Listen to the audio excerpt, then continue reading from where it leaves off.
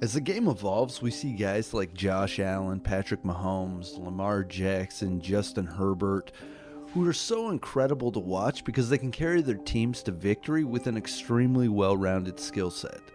These types of quarterbacks have an incredible ability to extend plays when needed, make throws that 99% of people could only dream of, and they have the it factor. Jimmy Garoppolo possesses none of these attributes. The 49ers selected Trey Lance with the number 3 overall draft pick in the 2021 NFL Draft. He should be the starting quarterback this year if all goes to plan. So what's a transition from Garoppolo to Lance mean for the offense? Well, for starters, the 49ers will have a more athletic signal caller under center.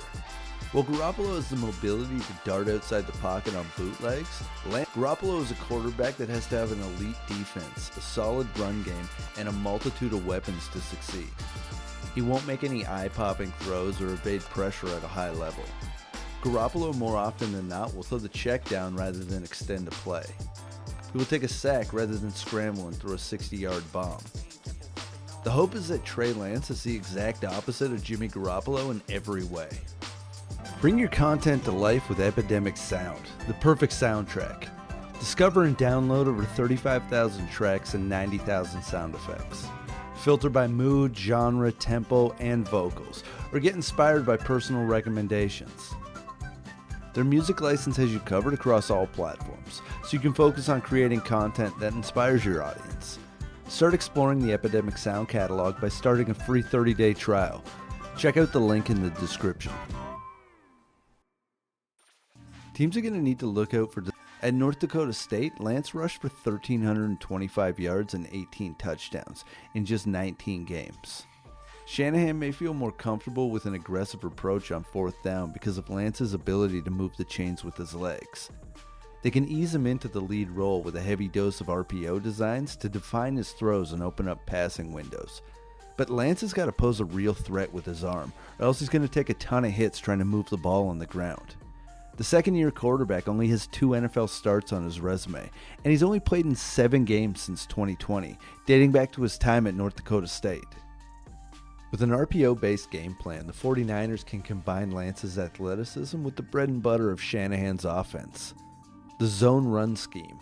Key to this league is keeping defenses off balance, and if you're one-dimensional, I don't care how good you are in that dimension, defenses will find a way to stop it. Players are too good, coaches are too good.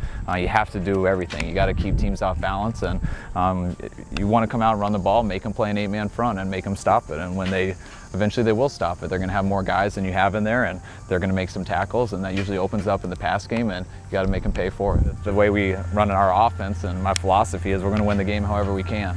And I'd like to be able to do it more than one way. And usually it's based off how the defense is playing us. They're going to try to make you stop something, and once they stop it, we're going to go to the other part of our system. And you hope you've built an offense that can do everything. When you're only good at one thing, it's going to be a tough game. So. Defenders respect San Francisco's ground attack, which ranked in the top 10 for the last 3 years. As linebackers and safeties commit to stopping the run, improve his completion rate between year 1 and year 2 in an offense that opens up passing lanes. Once Lance becomes more comfortable reading defenses, Shanahan may trust him to make pre-snap RPO decisions. In an ideal setup, Shanahan would likely prefer a balanced offense, which allows the play caller to attack defenses according to specific weaknesses. 49ers can still depend on their run game, but they should be able to attack holes in the secondary. Based on the 49ers pass-run ratio when Garoppolo played more than 6 games in a single season, they didn't trust him to beat defenses with his arm. In 2019 and 2021, he made no fewer than 15 starts, and the offense had the 4th fewest pass attempts, but ranked top 5 in rush attempts for those seasons. Under Shanahan, the 49ers have used wideout Deebo Samuel, in addition to several other running backs, to maintain an effective rushing offense. That's a necessary strategy when your quarterback is just a game manager.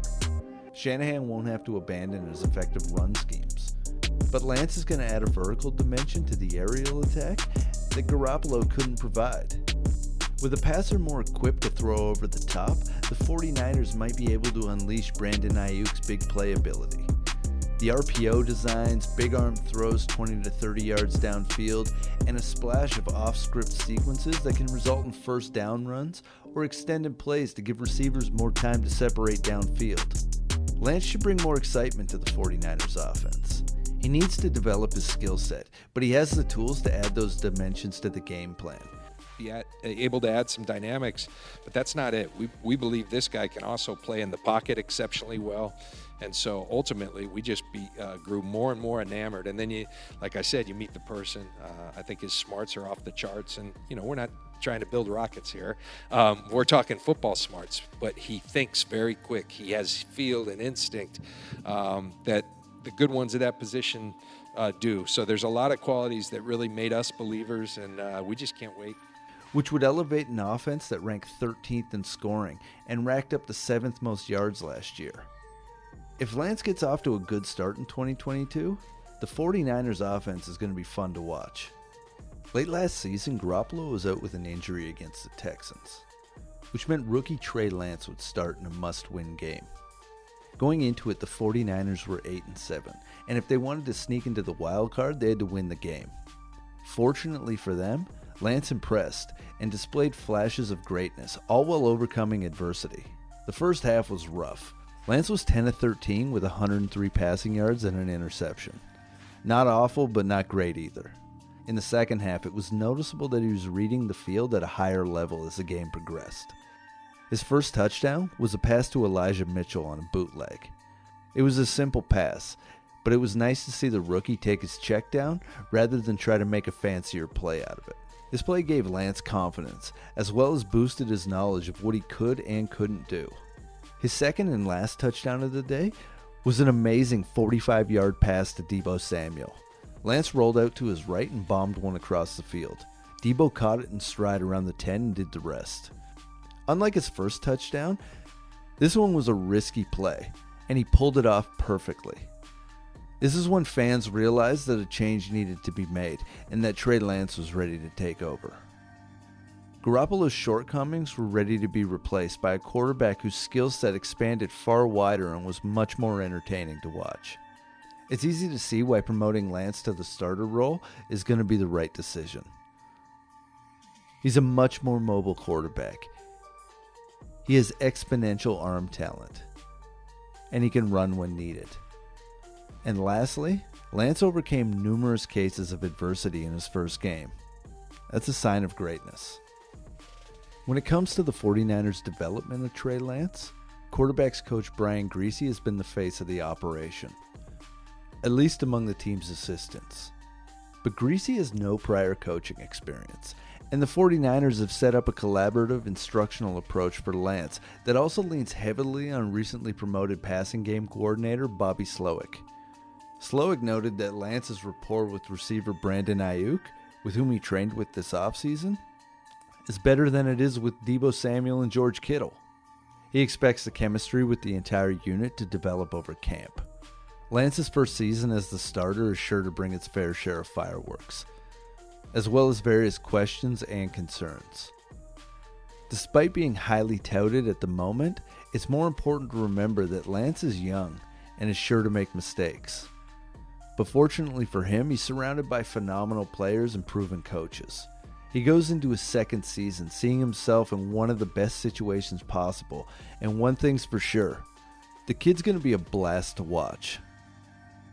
If I were to give my personal opinion on Trey Lance, he's the prototypical model to follow for a quarterback in the new NFL.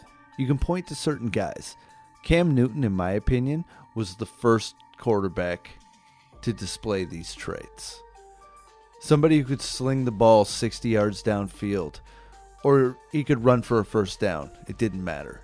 Unfortunately, it didn't work out so well for Cam Newton. He beat his body up. If you look at the size of Trey Lance, and you look at the size of Josh Allen, size of Lamar Jackson, and the size of Cam Newton, it's a carbon copy of the type of quarterback that you want. Is he going to have success in the league? I hope so. We'll see. Hey, so thanks for watching the video. I'd love to hear what you guys think about the 49ers, how their offense is going to change, what you think about Trey Lance. What you think about the Jimmy Garoppolo situation? But yo, if you like the video, leave a like. If you want to subscribe, more content's coming. And yeah, thanks for watching. Later.